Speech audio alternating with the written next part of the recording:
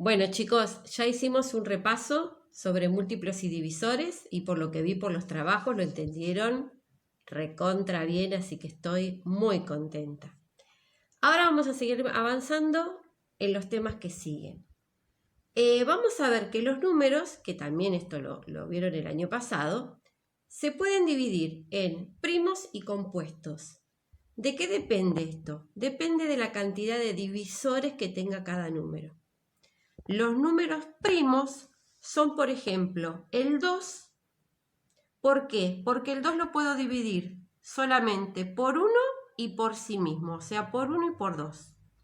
El 7, porque también ocurre lo mismo, lo puedo dividir por 1 y por 7. Otro ejemplo de número primo puede ser el 5, el 11. Todos esos números tienen solamente 2 divisores, el 1 y por sí mismo. En cambio, los compuestos tienen más de 2 divisores. Por ejemplo, 10 se puede dividir por 1, por 2, por 5, por 10. El 4 se puede dividir por 1, por 2, por 4. ¿Sí? Sabiendo esto, ¿se acuerdan que nosotros trabajamos el año pasado en un cuadrito que se llama criterios de divisibilidad? En ese cuadrito, que ya hicimos un repaso también, dice cuándo un número es divisible por otro sin tener que hacer la cuenta. Bueno, teniendo en cuenta eso, vamos a pasar al tema que les voy a explicar hoy. ¿Y qué es factoriar? Factoreo. ¿Qué significa factoriar? Factoriar significa descomponer un número en sus factores primos. ¿Qué quiere decir? Que voy a desarmar ese número y yo voy a obtener solamente los factores que sean primos. Miren, por ejemplo, voy a factoriar el número 80. Hago una línea y me voy a empezar a fijar por cuál lo puedo dividir. Empiezo por el más chico siempre. Si lo divido por 1, yo sé que me va a dar el mismo número. Entonces empiezo a ver si se puede dividir por 2. Recuerdo que todo número es divisible por 2 si su cifra es par. O sea, si termina en 0, 2, 4, 6, 8. Termina en 0, o sea que se puede dividir por 2. Lo coloco acá. 80 dividido 2. Hago la cuenta, obviamente mentalmente, 80 dividido 2 me da 40. El 40, ¿puedo seguir dividiéndolo por 2? Sí, porque es un número par. Pongo el 2 y acá pongo el resultado, 20. 20, ¿lo puedo seguir dividiendo por 2? Sí, porque es un número par. Pongo el 2 y pongo el resultado. 10, ¿lo puedo volver a dividir por 2? Sí, porque es un número par. Pongo el 2 y acá pongo el resultado que es 5. Como dijimos recién, 5 es un número primo, o sea que se puede dividir por sí mismo. 5 dividido 5 me da 1 y ahí terminó el factoreo, ¿sí?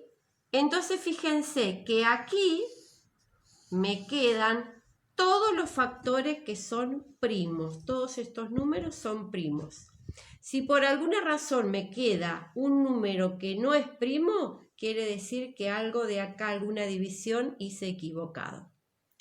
Para terminar el factoreo, lo que hago es hacer un resumen. ¿Qué voy a hacer? Voy a poner que 80 es igual. Y miren, esto ya lo vimos en las clases anteriores. 2 por 2 por 2 por 2.